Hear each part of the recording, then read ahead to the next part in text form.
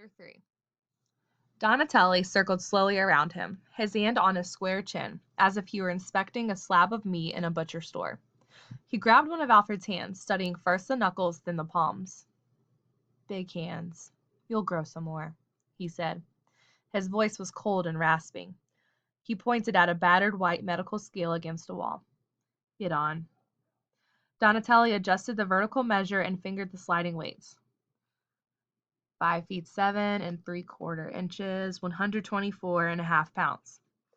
There was no expression in his voice. He pointed at two wooden folding chairs facing each other. "Sit down."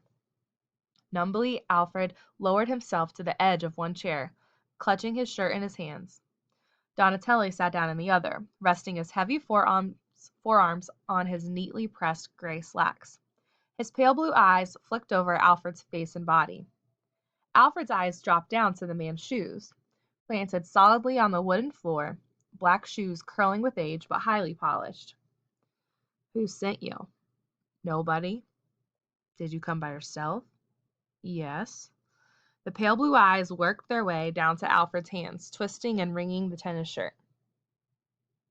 "Are you frightened?" "Me? No, not." "A man must have some fear," said Donatelli, "and learn to control it, to make it work for him. Do you understand?" Alfred nodded. "Have you ever boxed?" "No." "I can see you've been fighting in the street." Donatelli stood up and marched across the room, his square, box-like body erect. He pulled a string dangling from the ceiling, and a dozen naked bulbs flooded the large room with pools of yellow light. In the center of the room was a boxing ring, its white canvas floor stained and lumpy. Donatelli leaned against 4 black taped ropes, and turned his bulldog face to Alfred. "There's no place to hide in a boxing ring. You're all alone in there, with another man who wants to hit you, more times and harder than you hit him. There are rules, and there's a referee to make sure you follow the rules. It's not the street. You follow me?" "Yes." Donatelli nodded, his bushy white eyebrows arching over the cold eyes. "Sometimes kids come up here and they want to get in that ring right away and knock somebody's head off. No chance. You have to earn your way in there. You have to work hard for it. Most of the kids leave." He straightened up, and the ropes quivered back into place. One square, thick hand waved at a corner of the room. A gray canvas bag, as large as a loaded army duffel bag, hung from the ceiling on a long chain. "The heavy bag. Go on over and hit it. Not too hard." Alfred walked across the room, the naked skin of his chest prickling.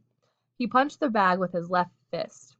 His knuckles burned, and a sharp current of pain ran through his wrist, up his arm, exploding in his shoulder. The bag barely swayed. "Over there," said Donatelli, pointing to another corner. A brown leather bag, not much larger than a paper lunch sack, hung from a swivel mounted on a round board screwed to the wall.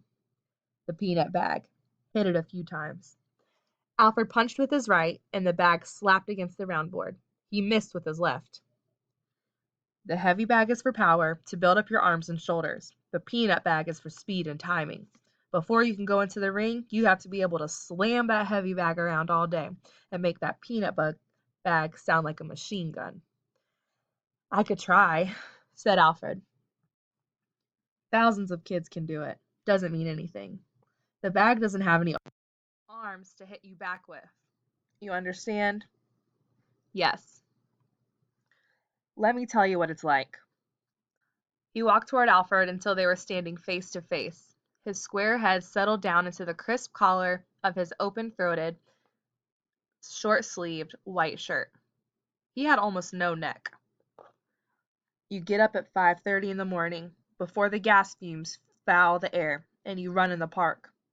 That's to build up your legs and wind. You run smooth and easy, a little faster and a little longer each day. You run every day, rain or snow, unless you're too sick. Then you go home and eat breakfast, juice, 2 boiled eggs, toast, and tea. You go to school?" "I work." "You don't eat too much lunch. It just makes you slow and tired. No fried foods, no beans, no cabbage, no pies and cakes, no soda. After work, you come to the gym. Jump rope, stretching exercises, sit-ups, push-ups, deep knee bends. You do them until you can't do any more, and then you start all over again. You go home, have a good dinner, Meat, green vegetable, fresh salad, milk, fruit. You're asleep by 9 o'clock. Donatelli strolled beside the dusty plate glass window. Neon signs blinked on and off in the street below, throwing pink, green, and blue mist against his smooth-shaven cheeks. His thin lips barely moved as he talked. You'll do it for a week, maybe two. You'll feel a little better physically, but all your friends, your family, will say you're a fool. You'll see other people smoking and drinking and staying out late, eating anything they want, and you'll start to think you're a fool too. You'll say to yourself, all this sacrifice, and I'll probably never even get to be a good fighter. And you'll be right, 9 times out of 10. His voice was lower as he moved away from the window and walked along a green wall, looking at the rusting clothes lockers and the faded posters advertising old prize fights. People will try to drag you down. Some will laugh at you for wanting to be a fighter, and others will tell you you're so good you don't need to train to go to bed early. How far did you go in school? 11th grade. What happened?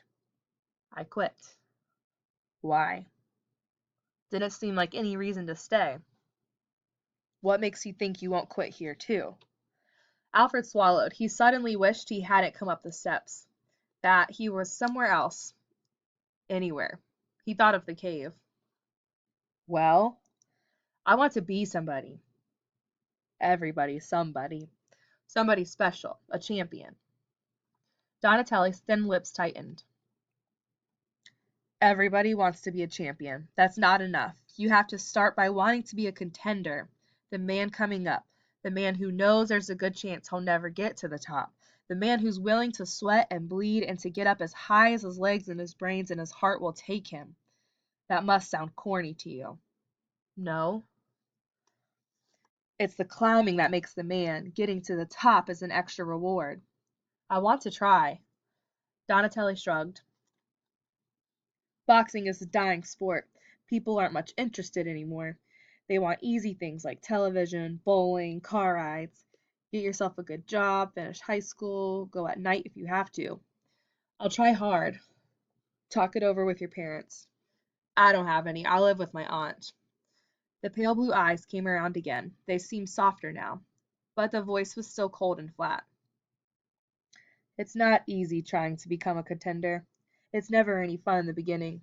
It's hard work. You'll want to quit at least once every day. If you quit before you really try, that's worse than never starting at all.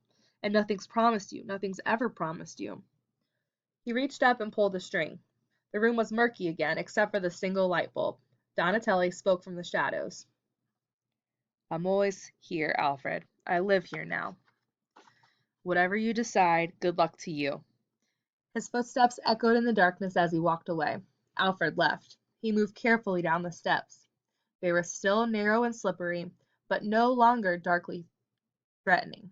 He was halfway home before he had realized that the twisted tennis shirt was still in his hand.